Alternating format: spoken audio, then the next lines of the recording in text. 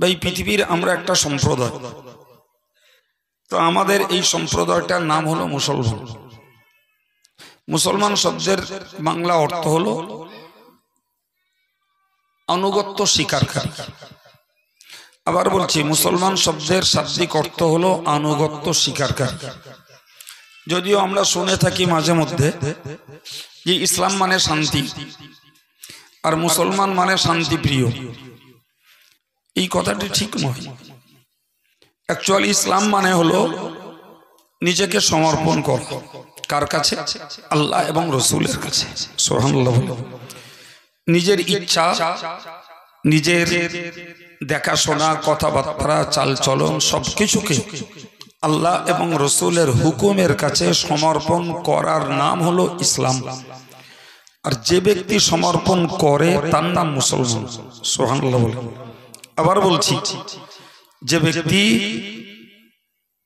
যে ব্যক্তি আল্লাহ আল্লাহর রসুলের হুকুমের কাছে নিজের জীবনটাকে সমর্পণ করে তো তার নাম মুসলমান। আর এই সমর্পণ করাটার নাম ইসলাম। কথা বোঝাতে পারছে কিছু?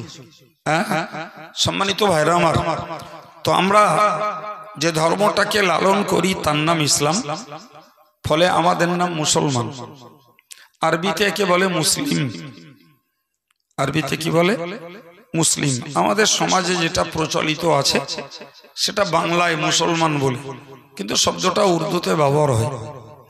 এই মুসলমান শব্দটির অর্থই বলা যায় আনুগত্য স্বীকারকারী। যিনি তার জীবনের প্রত্যেকটা বিষয়কে আল্লাহ আল্লাহ রসুলের হুকুমের কাছে সঁপে দিয়েছেন, তার নাম, জোরে বলে, সবাই মিলে বলে, তার নাম মুসলমান। তার নাম।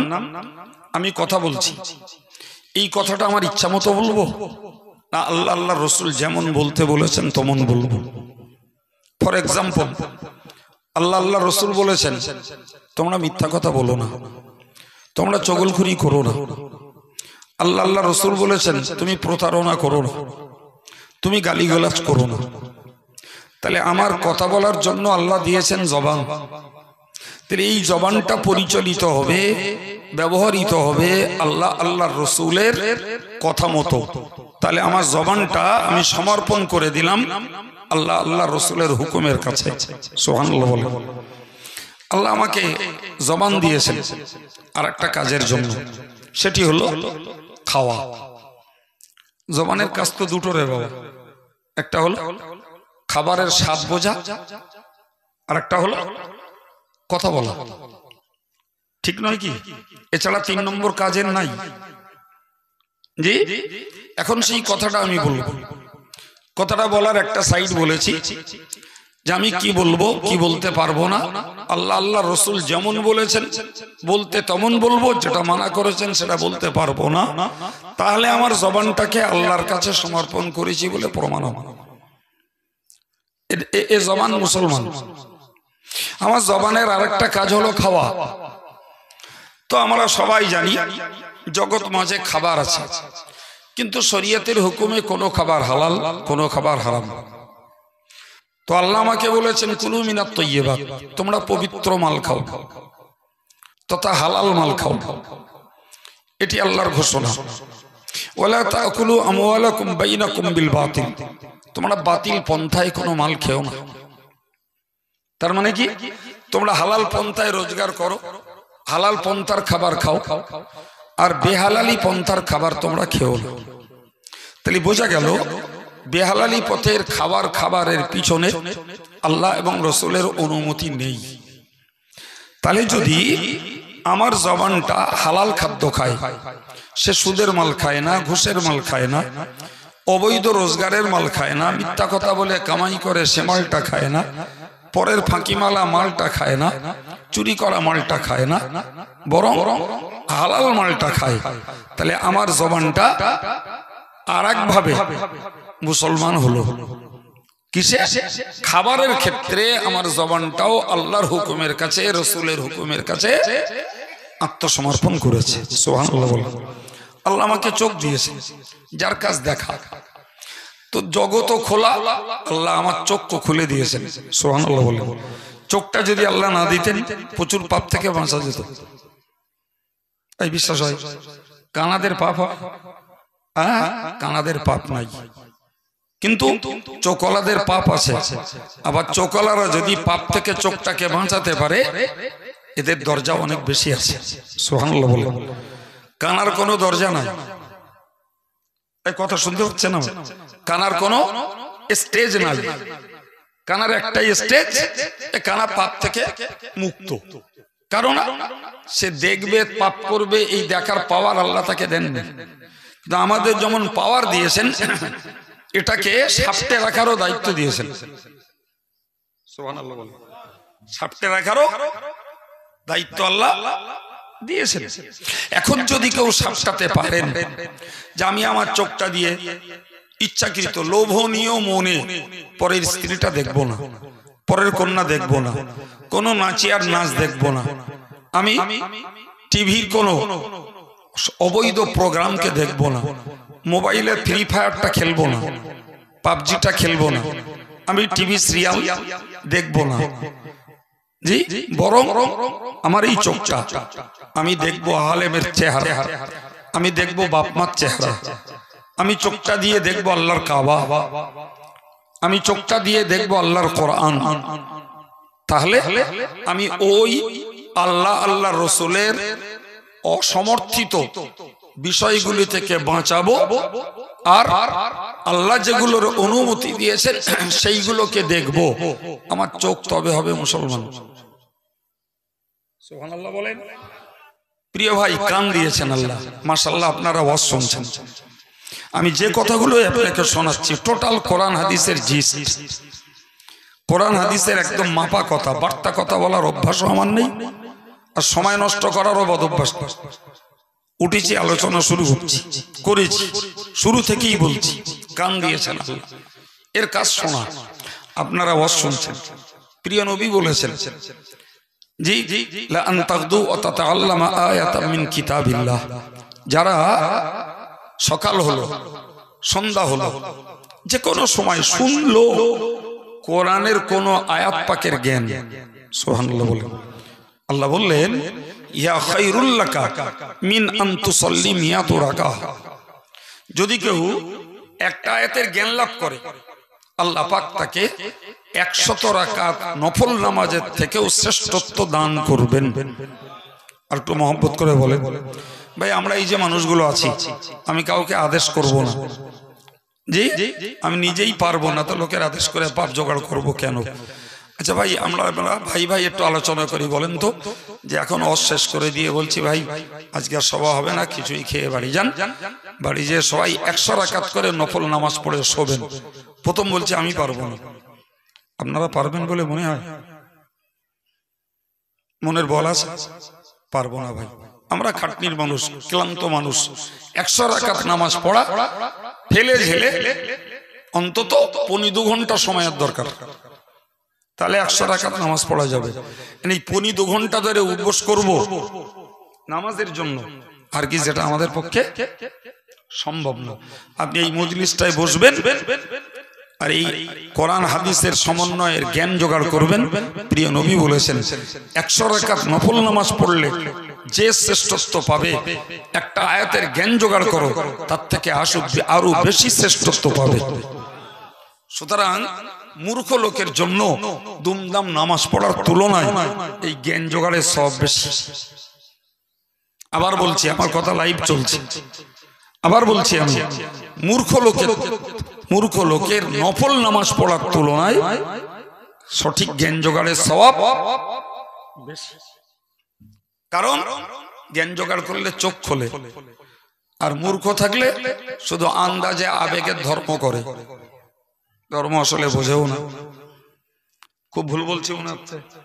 জি প্রিয় ভাই আমার, তো আমি আপনাকে কি শোনালাম যে আপনারা ওয়াজ শুনছেন, কোরআন হাদিসের জ্ঞান শুনছেন, তাহলে হাদিস বলছে নামাজ পড়ার থেকেও শ্রেষ্ঠত্বের কাজ হচ্ছে। সুবহানাল্লাহ বলবেন না? সুর দিলে বলবেন। জি অজ বুঝুন। রাসূল বলেছেন তাদারুসুল ইলমি সাআতাম মিনাল লাইল খায়রুম মিন ইহইয়াইহা। হুজুর বলেছেন তোমরা রাতে 1 ঘন্টা জ্ঞান চর্চা করো, 1 ঘন্টা জ্ঞান চর্চা করে এবার ঘুমিয়ে যাও। আল্লাহ পাকের হাবিব বলেন যে সারা রাত জাগরণ করে নফল নামাজ জিকির করার তুলনায় কেউ যদি 1 ঘন্টা কোরআন হাদিসের জ্ঞান চর্চা করে ঘুমিয়ে যায় তো সারা রাত নফল ইবাদতের থেকেও 1 ঘন্টা জ্ঞান চর্চার মূল্য বেশি। আর একটু মহব্বত করে বলে, তাহলে যে ভাইগুলো মজলিসে বসেছেন এরা লস করছেন না লাভ করছেন? আর একটু মন খুলে বলে, আল্লাহ আমাদের এই লাভজনক কাজকে কবুল করেন, বলুন আমিন। প্রিয় ভাই আমার, আমি এবার আপনাকে বোঝাচ্ছি।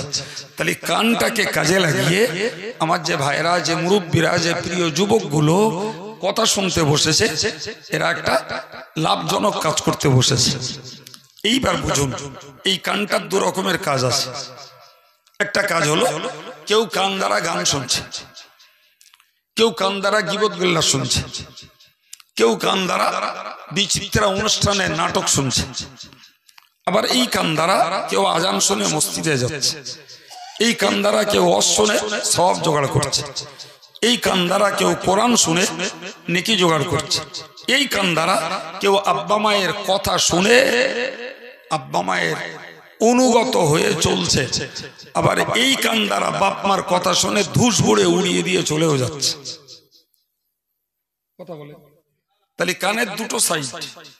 একটা সাইডে আল্লাহর অনুমতি আছে, তুমি কান দিয়ে শোনো, কান দিয়ে আজান শোনো, কান দিয়ে আব্বা মায়ের কথা শোনো, কান দিয়ে তুমি মুরব্বী ওস্তাদ আলেমদের কথা শোনো, এতে আল্লাহরও সমর্থন আছে, রাসূলেরও সমর্থন আছে। তুমি কানটাকে গানে কাজে লাগিও না, কানটাকে গীবত গিল্লা শুনতে কাজে লাগিও না, তুমি কানটাকে বিচিত্র অনুষ্ঠান শুনতে কাজে লাগিও না। ভাই যদি আমার কানটাকে আমি আল্লাহ আল্লাহ রসুলের অসমর্থনের কাজ থেকে বাঁচাতে পারি আর আল্লাহ আল্লাহ রসুলের পছন্দের কাজে যদি লাগাতে পারি তবে আমার কান মুসলমান। কথা বলা যাচ্ছে কিছু? আমি বাকি আর 2টো কথা বলার আগে আর একটা কথা বলি। আচ্ছা, আমাকে জিজ্ঞেস করলো, এখানেই জিজ্ঞেস করলো, কত লোকে জিজ্ঞেস করে, মহব্বত করলে জিজ্ঞেস করে হুজুর শরীর কেরাম আছে, জিজ্ঞেস করে না? অনেক লোক। আবার আমিও কোনো পরিচিত মানুষ দেখলে জিজ্ঞেস করি, ভাই কেমন আছে? করি না? করি না জি। তো আমি সত্যিই বললাম, ভাই শরীরটা খুব ভালো নেই, এরম বলি না আমরা? আচ্ছা আমার একটু বলবেন, আমি আপনাদের কাছে জানতে চাইছি শরীর কোনটা? এটার নাম হাত, এটার নাম জিভ, মুখ, এটার নাম কান, এটার নাম চোখ, এটার নাম বুক, এটার নাম পেট, এটার নাম পিঠ, এটা পা। শরীর কই?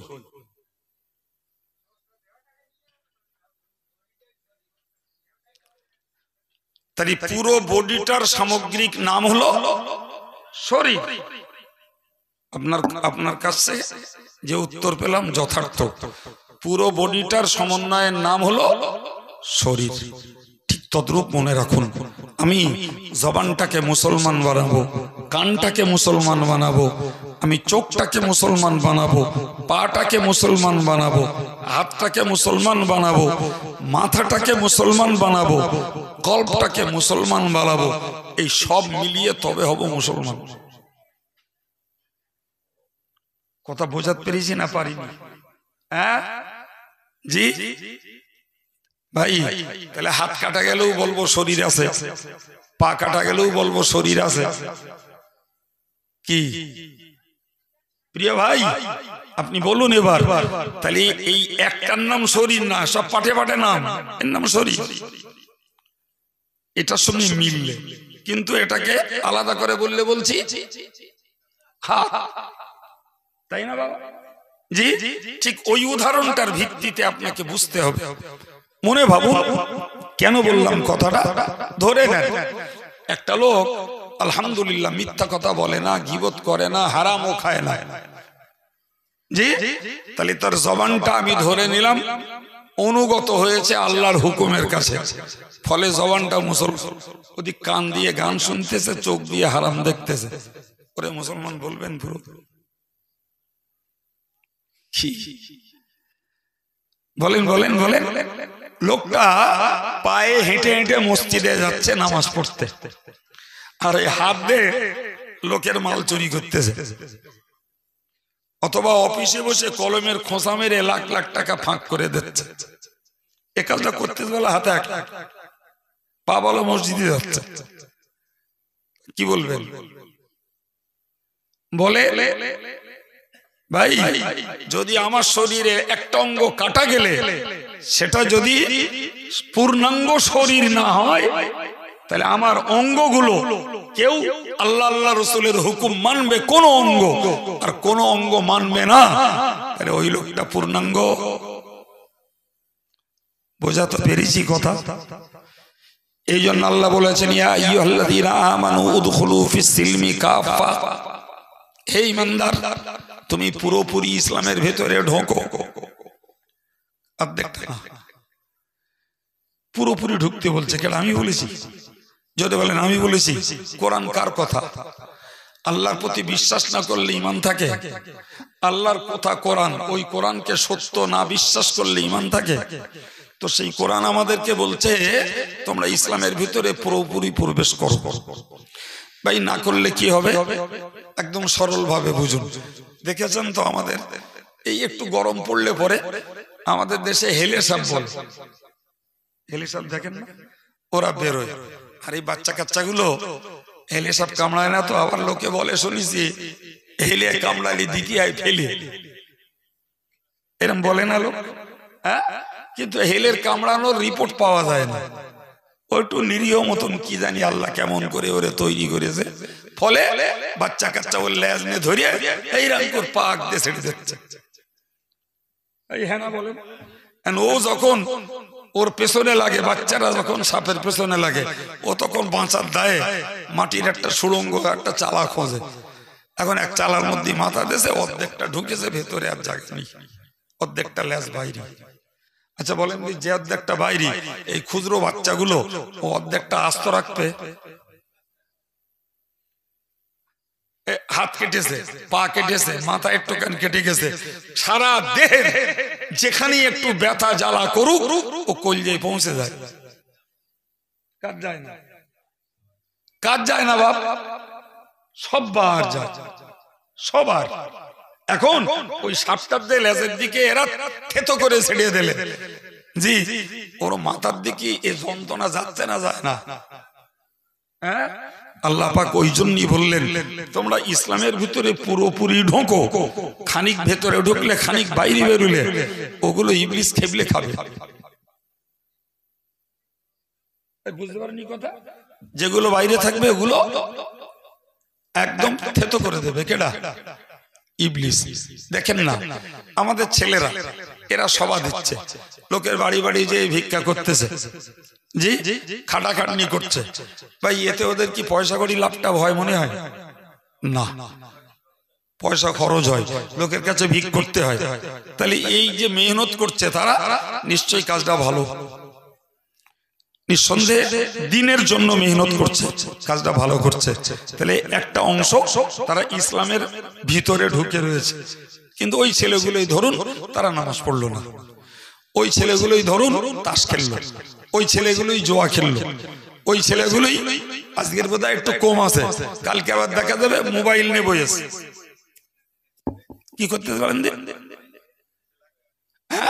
শুধু ফ্রি ফায়ার আর পাবজি, জি এই করতেছে ভরে ভরে। তাহলে এই সবার ব্যাপারে ওরা ধর্মের ভিতরে ঢুকেছে, আর বাকিরা বলেন বলেন বাইরে। এখন এই যেগুলো বাইরে, ও ভাই ইবলিস ওগুলো আর ছাড় দেয় বা?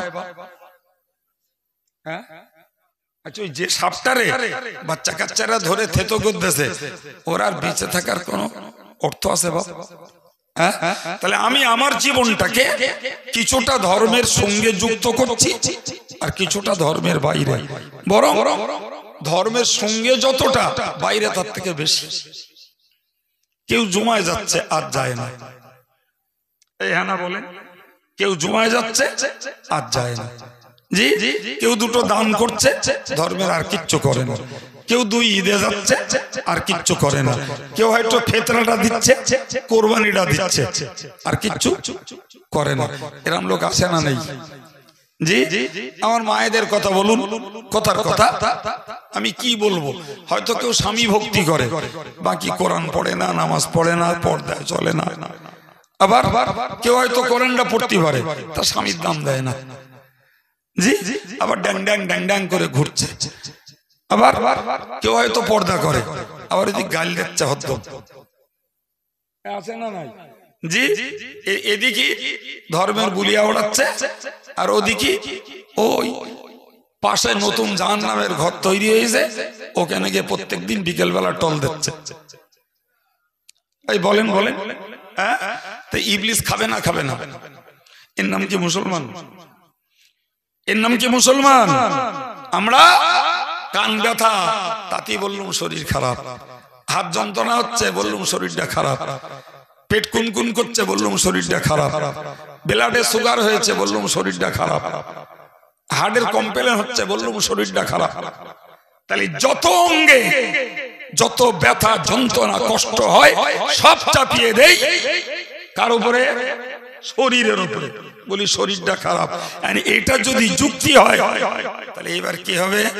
আমার হাত মুসলমান না, তাহলে বলতে হবে আমি পূর্ণ মুসলমান হইনি ভাই। কান মুসলমান না, আমি বললাম আমি পূর্ণ মুসলমান হইনি। আমার পা মুসলমান না, তা আমি বললাম আমি পূর্ণ মুসলমান হইনি। জি, ও ভাই, কিন্তু ওই ওই ওই কথাটা যে কেউ বলি নে, আগো তুমি ভাই কোন ধর্মের লোক? তো আমি মুসলমান। কি বলে? কথা বলে। তাহলে দেহের বেলা একটা অঙ্গে যদি ক্ষত হয়, যন্ত্রণা হয়, দরদ হয়, সব দোষ চেপে দেয় শরীরের ঘাড়ে। কথা বলছেন না কেন? ধর্মের বেলা একটা মানিতে নটা মানি নে, তারপরেও মুসলমান থাকি, তাই তো হচ্ছে। কি বলছেন বলে? দেহের এতটা জায়গা, এতটা কম বেশি ধরে নেন 1.5 মণ, 2 মণ ওজন এক একজনের। আশ্চর্য ব্যাপার। হাত পা চোখ কান নাক মুখ যে যা করে সব দোষ কপালের। এইটা কথা বলে না, কিছু বলেন একটু, নাই বলেন ভুল বলছি। কার দোষ? রাস্তায় অ্যাক্সিডেন্ট করে বলতে কপালের দোষ, ব্যবসা করতে গিয়ে লস হয়ে গিয়ে বলতে কপালের ফের। বলেন বলেন, সব দোষ ঘুরে ফিরে কার? কপালের। এ বেচারা কি দায় পড়েছে বলুন দিন। জি, কেউ একটা গাল দিলে আর আরেকজন এসে কান পাটি গরম করা একটা দাবড়া দিলে, তো ওই তো কপালে সেলো হয়ে গে। তাই বলে না? বলে না? হ্যাঁ ও ভাই, সব দোষ কপালের ছেড়ে দিচ্ছ, কিন্তু ভেবে দেখেছো একবার যে কপাল বলো কোনো দোষ করিনি? বলো, দোষ করছে তোমার দেহের অন্য অঙ্গগুলো চাপিয়ে দিচ্ছ কপালের ঘাড়ে। কথা বলছেন না কেন? হ্যাঁ প্রিয় ভাই আমার, তা আমি শুরু থেকেই আপনার এই ব্রেনটা চর্চা করছি। অস্ত প্রচুর শোনেন, আমি অস করতে পারি না, কেউ একটু গল্প টল্প করি, অতি ছেলেপিরা লেসে কেন তা আল্লাহ জানে, তা বলতে পারবো না। জি, তা আমার দাবি একটু ভেবে বলবেন। আমরা আছি পার্থিব জগতে, ছিলাম আত্মার জগতে, বলেছিলাম না গোড়ায়? এরপরে যাব কবরের জগতে। কোথায় যাব? কবরের জগতে। এখন আমার ধর্মটা মুসলমান, ইসলাম, আমি মুসলমান। এখন যদি আমি আল্লাহর কাছে আমার জীবনটাকে সঁপে দিতে পারি, কি দেব?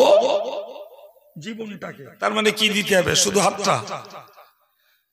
কথা বলে, গোটা দেহের প্রত্যেকটা অঙ্গকে আল্লাহ আল্লাহ রসুলের হুকুমের অনুগত বানাতে হবে, তবে তো কবর যত্ন করবে।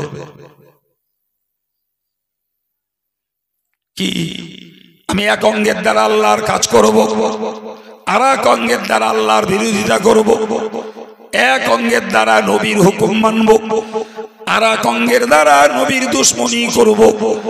আমি এক অঙ্গের দ্বারা শরীয়তের বিধান মানব, আর এক অঙ্গের দ্বারা শরীয়তের উল্টো পথে চলব। আমি এতগুলো জ্ঞানীগুণী কম্পিউটার যুগের ডিজিটাল যুগের যুবক যুবতী এদের কাছে বিচার দিচ্ছি, কেমনে তুমি আল্লাহর কাছে রক্ষে পাবে, কেমনে তুমি আল্লাহর কাছে যত্ন পাবে, কেমনে কবর তোমার আমার সঙ্গে সুব্যবহার করবে। এতটুকু বিবেচনা যদি না থাকে তাহলে চালাক চতুর জ্ঞানী শিক্ষিত বুদ্ধিজীবী বলে আল্লাহ ডাকি বলে বলে লাভ আছে? আল্লাহ তো আমাদের পৃথিবীতে শুধু হিচড়ে পিছড়ে রোজগার করে খেতিপত্তি পাঠাই নাই। এই হ্যাঁ না বলেন, কিছু মনে করবেন না, সত্যিটা স্বীকার হই।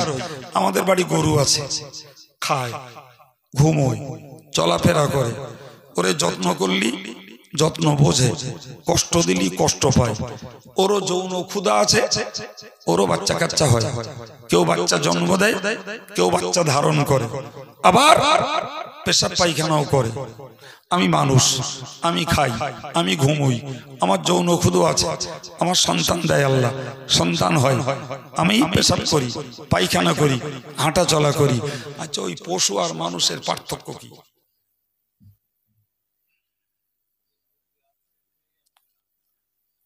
পশু মানুষের এই যে কথাগুলো বললাম, এখানে পার্থক্য কি? আমরা বইতে পড়েছি আল ইনসান হায়াওয়ানুন নাতিক, ইনসান হলো একটা বাক শক্তিধারী জীব। সুবহানাল্লাহ বলে। তাহলে পশু মানুষের একটা পার্থক্য হলো বাক শক্তিধারী জীব হলো মানুষ। ভাই, আমরা আমাদের লোকেদের আমাদের কথা বোঝাতে পারি, কথা ভালো করে বোঝেন, এমন কি আমাদের কথা আমরা পশুদেরকে বোঝাতে পারি না? পারি না? একদম।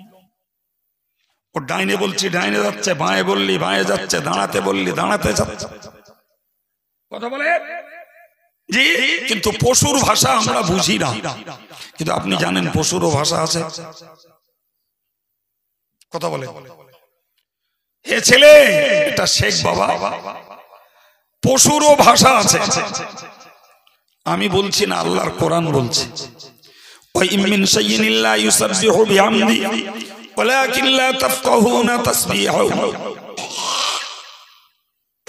আমার আল্লাহ বললেন, তাম পৃথিবী জুড়ে এমন কোন বস্তু নাই, এমন কোন প্রাণী নাই যাদেরকে আল্লাহ বাক শক্তি দেননি এবং তারা আল্লাহর তাসবিহ পড়ে না।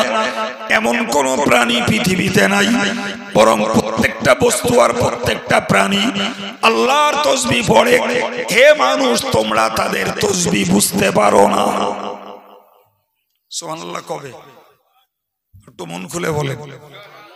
এবার বলেন, এবার বলেন, পশুর ভাষা আছে আর মানুষের ভাষা আছে। মানুষের ভাষা পশু বোঝে, আমরা পশুর ভাষা বুঝি না।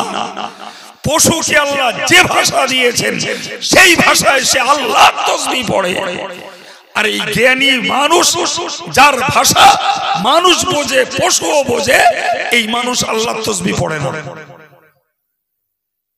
এবার বলেন, নিকৃষ্ট কেডা? তাসবিহ হারা মানুষ না তাসবিহ ওয়ালা পশু? তাড়াতাড়ি বলেন।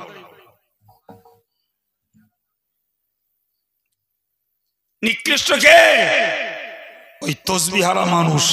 তাহলে আমি বিএ, আমি এমএ, আমি আইপিএস, আমি আইএস, আমি মাধ্যমিক, আমি উচ্চ মাধ্যমিক, আমি বিরাট বড় লোকের ঘরের বউ, আমার দেখতে বিরাট সুন্দরী, আমার দেখতে বিরাট সুন্দর, আমি কোটিপতি, এসব গালগপ্প মেরে কোনো লাভ আছে?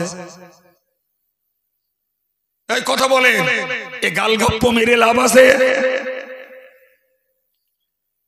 হুজুর তুমি তো ভালোই দিচ্ছ আমার, আমি কারো দিতে বসিনি, ব্রেন চর্চা করতে বসি। আমার এই কথাটার উত্তর দেন। পশুর ভাষা আমি বুঝি না, আল্লাহর কোরআন বলছে ও পশু আমি আল্লাহর তাসবিহ পড়ে।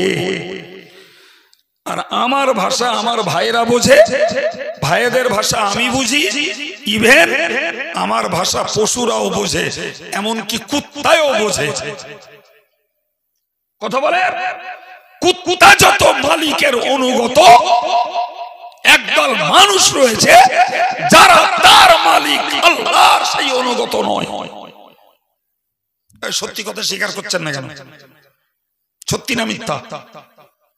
কুত্তা যত প্রভু ভক্ত, একদল মানুষ রয়েছে তারা ততটা রব ভক্ত নয়, আল্লাহ ভক্ত নয়। এই কি আমাদের বুদ্ধির ফল? এই কি জ্ঞানের দৌড়? এই কি ডিজিটাল যুগের মানুষের চরিত্র? এই কি কম্পিউটারের সুফল না কুফল? জি, ভাবতে ভাবতে যদি আজরাইলের সঙ্গে দেখা হয়ে গেল তাহলে আর ভেবে লাভ কি হবে? কথা বলে। সম্মানিত ভাইরা আমার, প্রিয় নবী সাল্লাল্লাহু আলাইহি ওয়াসাল্লাম রাস্তা দিয়ে চলছিলেন, সাহাবীরাও ছিলেন। হঠাৎ একটা উট চলে এলো। উট এসে রাসূলের পায়ের কাছে সিজদা করলো। সুবহানাল্লাহ হবে না? কেডা সিজদা করেছে? উটের কি আল্লাহ সিজদা করার দায়িত্ব দিয়েছে? জোরে বলে। মোটেই না, মোটেই না। উটকে আল্লাহ সিজদা করার দায়িত্ব দেয়নি, তার স্পষ্ট ভাষা দেয়নি, আল্লাহ তার ভালো মন্দের জ্ঞান বুঝ দেয়নি, ফলে সিজদা করার দায়িত্ব আল্লাহ তাকে দেয়নি। কিন্তু উটটা নবীকে সিজদা করলো, সালাম জ্ঞাপন করলো। সাহাবীরা হতবাক হয়ে বললেন, ইয়া রাসূলুল্লাহ, ইয়া হাবিবাল্লাহ, হুজুর, উট একটি আমাদের দৃষ্টিতে অবলা প্রাণী, সেও আপনাকে চেনে, আপনাকে সালাম দেয় আর আপনাকে সিজদা করে, অথচ আমরা মানুষ জ্ঞানী বুদ্ধিজীবী জীব, আমরা জ্ঞানী বুদ্ধিমান প্রাণী, আমরা আপনারে সিজদা করি না, আপনি অনুমতি দিন, এরপর থেকে আমরা আপনাকে সিজদা করব।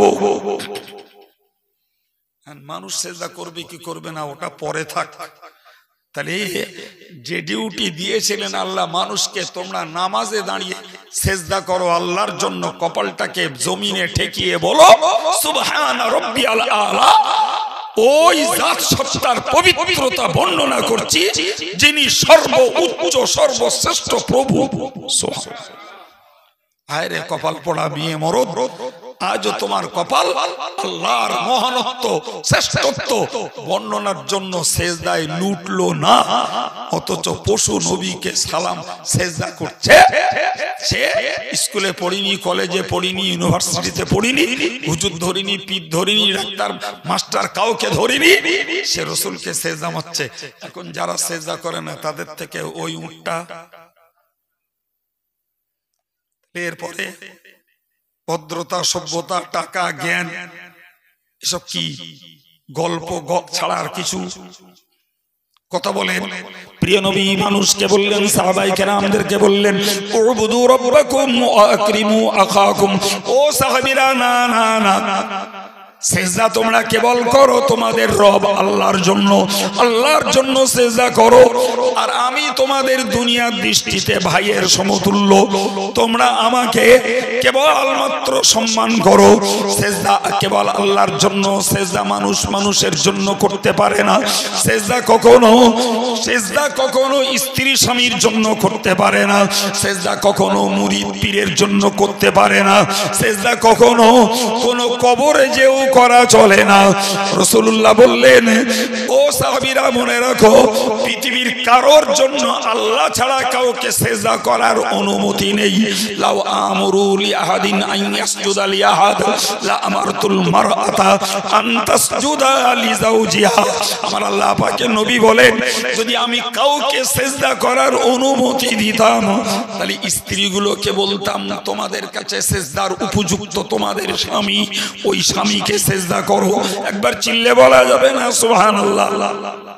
কিন্তু আল্লাহ ছাড়া কারো সিজদা করা যায় না, এই জন্য স্ত্রীদেরকে স্বামীকে সিজদা করার অনুমতি দেয়া হয়নি। সিজদা হলো চূড়ান্ত পর্যায়ের সম্মান জানানো, ওইটা বাদ দিয়ে বাকি সব রকমের সম্মান স্ত্রী জাতির পক্ষ থেকে স্বামীকে জানাতে হবে।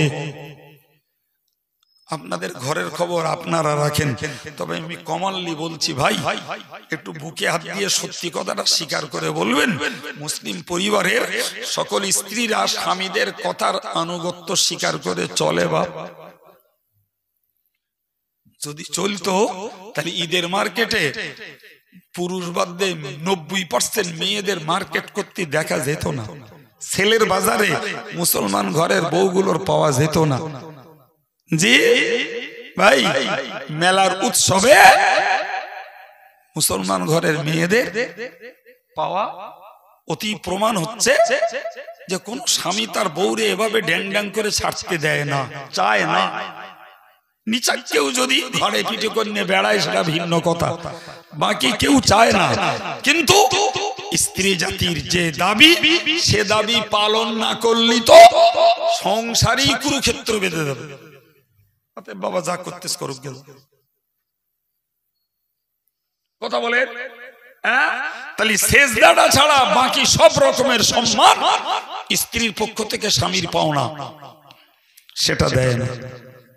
জি আচ্ছা, যারা নিজের স্বামীর ভক্তি মোহাম্মত আনুগত্য স্বীকার করে না, জি আপনার কি মনে হয় এরা আল্লাহর হুকুম আহকাম ইবাদত আমল ঠিকঠাক করবে বলে মনে হয়? যে ছেলে যে মেয়ে বাপের মানে না, বাপের আনুগত্য স্বীকার করে না, ভাই এ ছেলে মেয়ে আল্লাহর হুকুম পালন করবে না।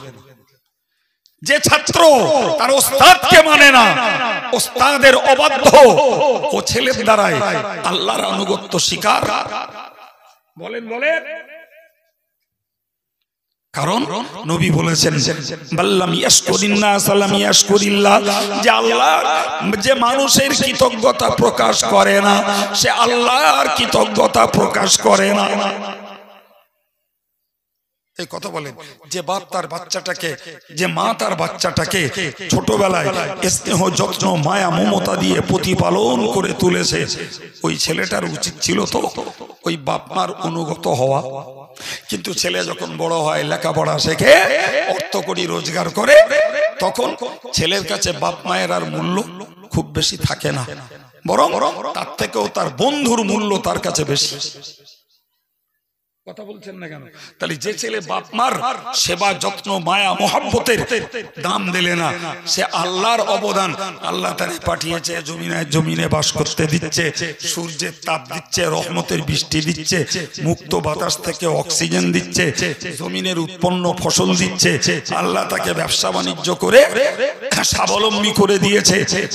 এইসব কৃতজ্ঞতা প্রকাশ করবে তবে তো সেজদা করবে। যে বাপের দাম দেয়নি, বাপের মান দেয়নি, ও আল্লাহর এই সব অবদানের মান দেবে? যে শিক্ষক, যে ওস্তাদ তোরে পড়ালে তুই জ্ঞানী হলি, বুঝদার হলি, মানুষ হলি, কি চাকরি পেলি, কি ধর্ম করতে শিখলি, সেই ওস্তাদ যদি তোর কাছে সম্মান না পায়, তাহলে যে আল্লাহ তোকে দিয়েছে তুই সে আল্লাহর কি দাম দিবি?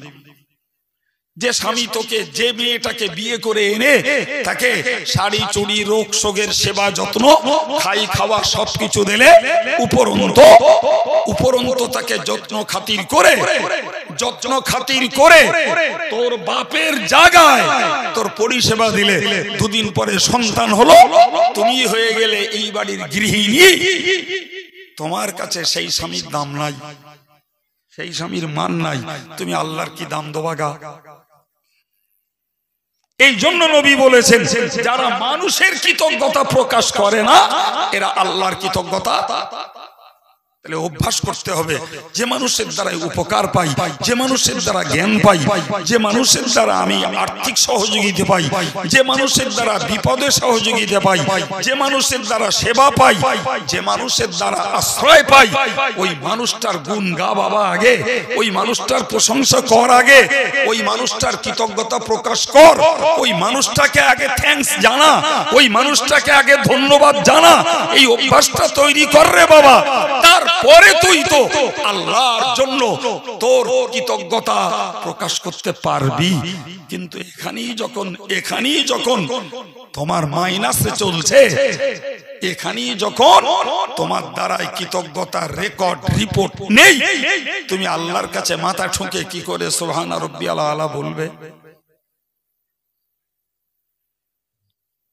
কথা বলেন জি প্রিয় ভাই, আমি আপনাকে বোঝাচ্ছিলাম যে পশুরা কথা বলে,